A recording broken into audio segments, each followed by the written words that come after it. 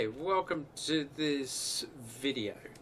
So, what am I doing here? Well, as part of my overall MCP project, which is going to be a 777 MCP, but it's going to have some components of a 737, namely the CRS knobs on either end.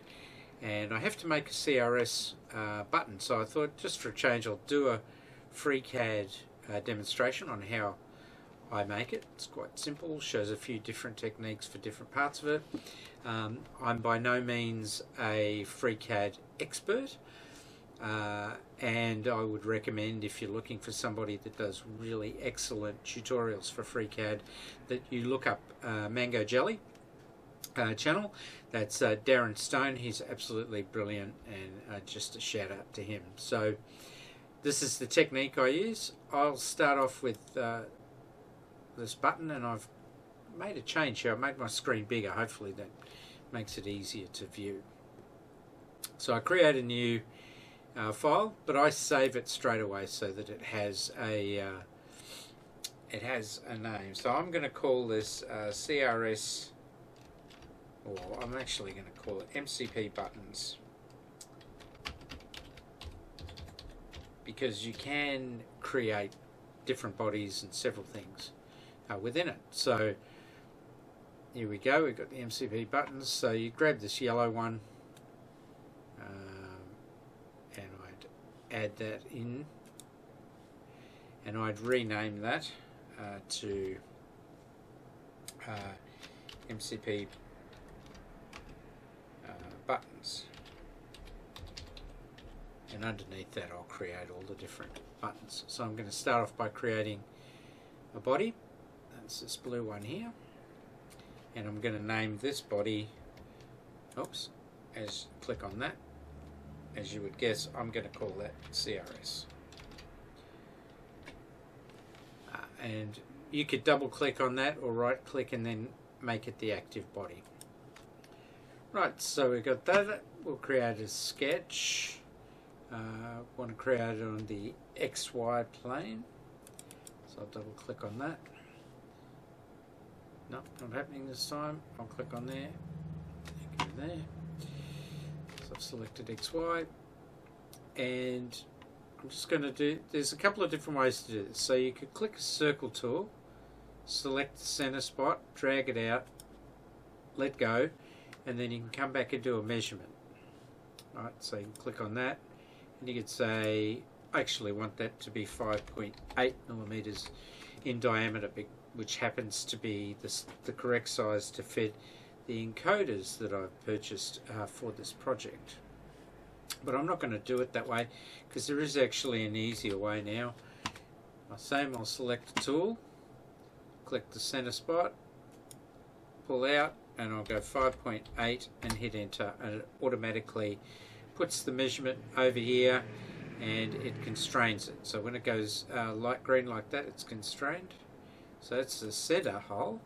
I'm going to do the outer hole at 20 millimeters, hit enter on that,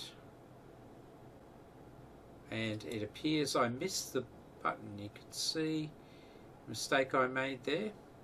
I actually didn't put it right over the center when I click go, so I'll just hit the center button point constraint, and that will move it. No, it's going to be difficult. Okay, so simple, just delete that. I've got redundant constraints, so I can just hit that, press delete. I'm back to where I was. I'll be more careful. So there, it turns blue, drag it out, 20 millimeters, enter, and we have our 20 millimeter circle constraint. Close that sketch, and we can see our shape there. Now we're going to pad it out to give it some depth. That's this icon up here, and I want it to be 20 millimeters as well. So down here I enter 20 millimeters, click OK, and so we've got the first part of our sketch. So now I'm going to put a top on it. I could do that a couple of different ways. I want to do it, I'll show you one way, which is just to click on the top, do another sketch, and I could do what I did before basically. I can click the circle tool, very carefully select the center, pull out. I'm going to make it this time, say 25. No, I'll make it 30 millimeters. 30 millimeters. Oops, something didn't work. 30, and I've got that circle. Again, it's constrained. So I come out, we can see that here. Now what I'm doing is, I'll let you know when I'm pressing keys on the keyboard. So I'm pressing the shift key because I've got CAD controls. Shift key, right mouse button, I can move it around like that. And if I press the center wheel in my mouse, I could drag it wherever I want on the screen. So we're looking at that. I can now pad that, of course, as I did before. And I'd say I only want that 5 millimeters thick. And so that's what I've got, which is a good start. But I'll show you a different way, because I actually want this to be rounded on the ends. So I'm going to do it a bit of a different way. So you delete the pad first, and then the sketch. I'm actually going to do a sketch on a different plane. Okay, so instead of being on this plane, I'm going to do it on the plane across the center of it. I'll show you what I mean anyway. So I'm going to click, just do a sketch again, and you can see from the green, red and blue axis cross in the middle here, I actually want to do this one on the XZ plane. So I'll choose the XZ plane. So I can see now from the side. I actually want to get measurements from this object, so to speak, when I make the next ones. So what I'm going to do is I'm going to use this icon up here, which basically cuts it in half. So I'm getting a cross-sectional view now of the body that we've made already. Okay, so I'm going to use this button here to bring in the measurements from the top, just so I know where the top is. This may cause us problems depending on the version that we're running. But what I'm going to do now is, from a side view, I'm going to draw the top. So I'm going to do that with these buttons. So I'm going to grab the line tool, try to get it right in the center. Right, and I'm going to draw it out. I want it to be 15 so that I get my 30 millimeter diameter. So this is radius, so 15, and I'll tab to the next one and I'll type in 0 because I want it to be dead flat. I want it to be at 0, and you can see it's constrained that already. I'm going to go up where I padded it before. I made it 5 millimeters thick, so I'm going to do the same. I'm going to go straight up. I'm going to make it 5 millimeters, tab across, and type in 90 degrees, so it's straight up.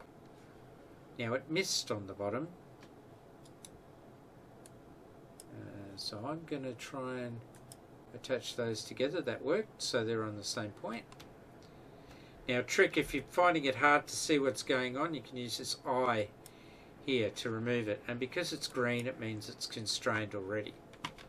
Good, so now we'll do a straight line from that point across, again 15 millimeters and 0 degrees. So that's good, and all of them are constrained. Now I want to put a curve on the end of this, so I'm going to choose the curve tool.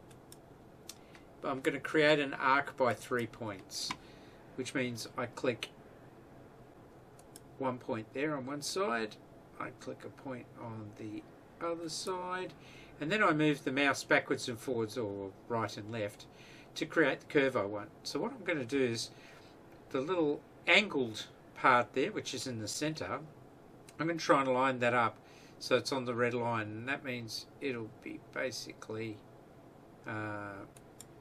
centered between this point and this point, so that I get a perfect circle. Click off, which is just right clicking out in the middle of space. I'm going to grab this measurement tool here. This is really handy. This one does basically all these different kinds, and I'll point this out now. To constrain vertically or horizontally is the letter I or L, and I use that shortcut all the time because I'm very used to it. So I'll just grab the dimensioning tool and I'll click that arc, drag it out, and that gives me the measurement of that radius. And because I was careful as I made it, everything's constrained. So I just click go. But you see we have a problem here. You see this line that's gone, green line that's gone all the way out to the outside. The sketch is basically happy with that, but when we try and rotate it, it won't work properly. And that line is the measurement one we brought in with this tool here. So I don't need that. I'm going to delete it. I can move that, click on that line and just delete it. But what happened there was, because I deleted that measurement that I'd pulled in from the existing object, it's now lost its reference point here in the center. So it doesn't know, in the center of this object rather, where it is. It knows only the origin point. So what I'm going to do is I'm going to use the I key, which as I said is doing a vertical constraint. I'm going to click on that spot there, click on this spot here, 20 millimeters, hit OK. And I'm also going to give it another measurement that it requires now, which is a horizontal measurement. I'm going to click from this spot here over to this spot. It isn't working. Try it again. That spot there to that spot there. And we'll type in 15 millimeters. And you can see it's gone green again. It's now constrained, and when we look at the three-dimensional drawing, we see that we have this sketch, but with no extra bits hanging off the edge. So what I'm going to do now is I'm going to use the revolve tool, which is the second one here, and it's going to spin that around the axis and create the top of my button. So I click it, and there you go. There's the top of the button. Now, up to now, it's been fairly simple. We've actually got our button already. But there's a couple more things we want to do to this. So let's move on to, basically we want a bit of a texture around the outside of the button here, grip, so to speak. So what I'm going to do is this time I'm going to click the surface and I'm going to draw a sketch on that surface. Okay. Here we go. I'm going to go up the top. I'm going to try and bring in the measurement for the outside of it. There you go, the pink line again. This time I'm going to delete the pink line before we finish. But that tells me roughly where I am, where the surface is going to be. But I don't actually need it in this instance. Now I'm going to take my circle tool, I'm going to put it above there on the center line, click on that, and I'm going to drag it out about, I'll make it 3 millimeters. Okay, there you go. It hasn't gone green because it doesn't know what that distance is. If I'd started on the pink line, then it would have known the distance, but it doesn't. But that's okay. What I'm going to do now is, I just want to know where the edge of the button was.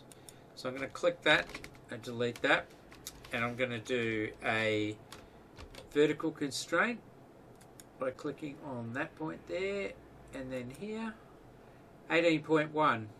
Let's make it 18. So we've drawn the circle now, exactly 18. It's gone green, so it's constrained. We'll click OK. So that's what we see. We've got this little circle here, but it's actually along this plane here. So what I'm going to do now is I'm going to put a cutout or a tunnel through that using this tool. These are, I should explain if I might help. These buttons here, they're not going to be yellow. Let me click that. Okay. Sorry, scroll wheel. You choose a sketch. These yellow icons, they're additive. These blue ones, blue and red ones, they're subtractive. Okay. So in this case, I took away material from the circle. If I hit the space bar to bring that sketch back into view, you can see that I cut out along that path, like basically through the center of it. Okay, so we don't really need to see that anymore, but that's what we have. Okay, now I could go all the way around the outside and draw lots of little circles and cut them out, but there's a much easier way. I'm going to do what's called a polar pattern. So if I grab my pocket, which is the last thing I created, this pocket here, and I create this tool here, which is a polar pattern. Click on that. Now, sometimes this is easier than others. This time you can see it's put one over here straight away, so we're on the correct axis. But if you look at the axis cross,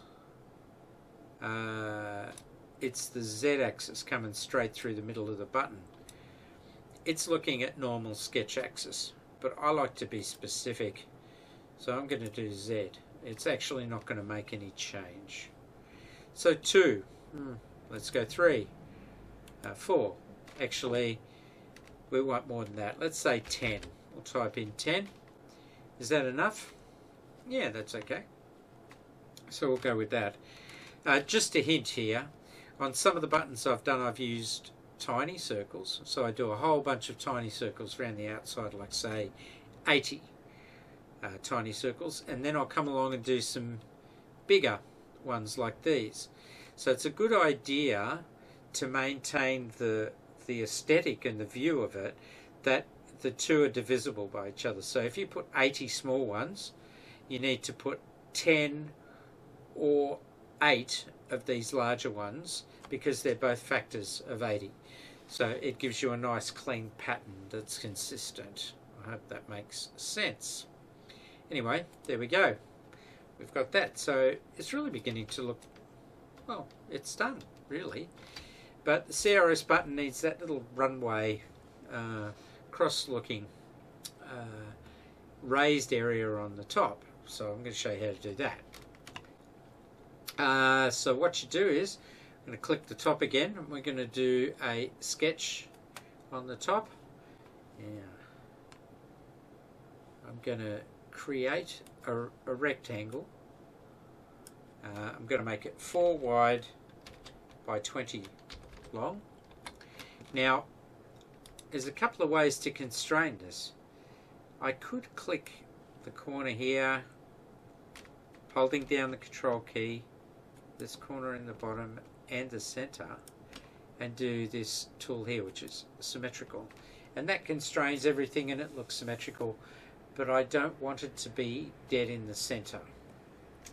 So I'm just doing a Control Z to undo it. I want it to be centered vertically but not horizontally. So what about if I click that button there, the right button, and the line, and I'll click symmetrical.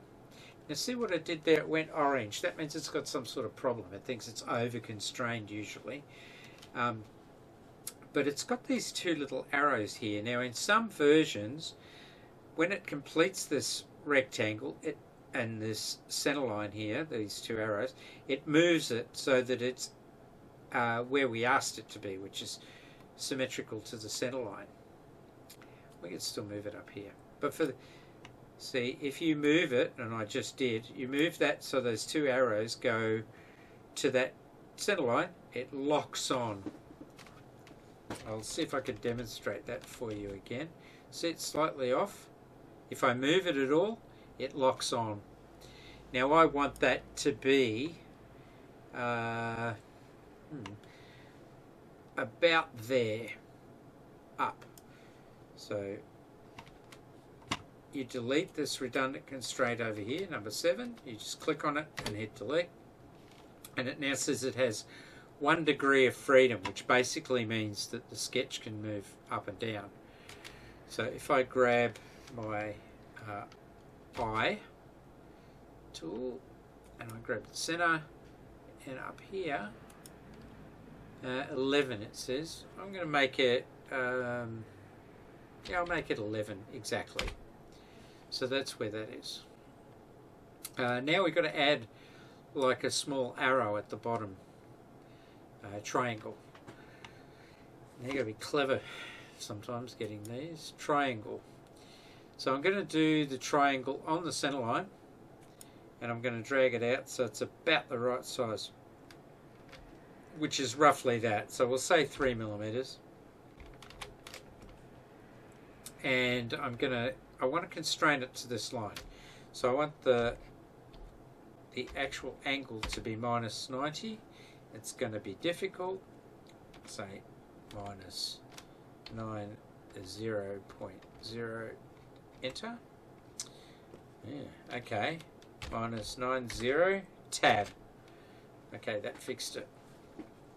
Alright, so I'll click off. Now, I can move this up and down. I want it to line up with these. Now, unfortunately, the size is fixed too with this radius of 3 millimeters. So what I'm going to do is I'm going to find that radius constraint. I double clicked on it here, and so it's this one over here. I'm going to delete that radius constraint there.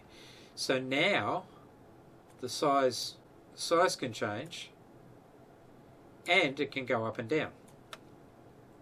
So what I'm going to do is I'm going to attach this point here, or this vertices, to this here. That'll make this triangle a little bit smaller, and it's also going to line it up on this directly on the bottom. So click that line, that vertices, control, click that vertices there. I think that's selected, and I'm going to click point and line constraint. Oh, no, missed it. I might try just sweeping it across there. There you go. Alright. So now it's constrained. But this across here is going to cause us problems. So I'm just going to delete it. That will, of course, make the sketch unconstrained for this triangle part. So what we have to do is we'll just tell it A where the center is. We'll do that with the letter I on the keyboard, and that's automatically constrained it. Okay, so everything's happy, I think. Now I'm going to do a little check here. If you select sketch and you've got this sketch with the little green tick on it, that allows you to check for things like troubled vertices. If any of these vertices weren't actually joined, when I clicked on that, they would highlight in yellow. So if you can't pad something that you've drawn, check that.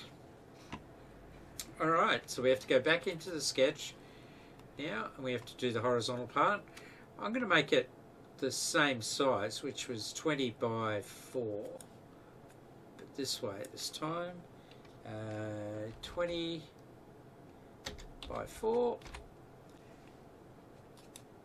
Again, I want to put it in the center, so I'm going to click on those vertices here, that one, control key, click, and control click the center, click that. It's going to go, I'm going to move it, and it's ended up in the right place. We've got a redundant constraint. We'll click on that and delete it. So now we're back to what we actually have, which is we have movement up and down, but it's in the center. So how high do we want to make it? Probably about there, I suppose.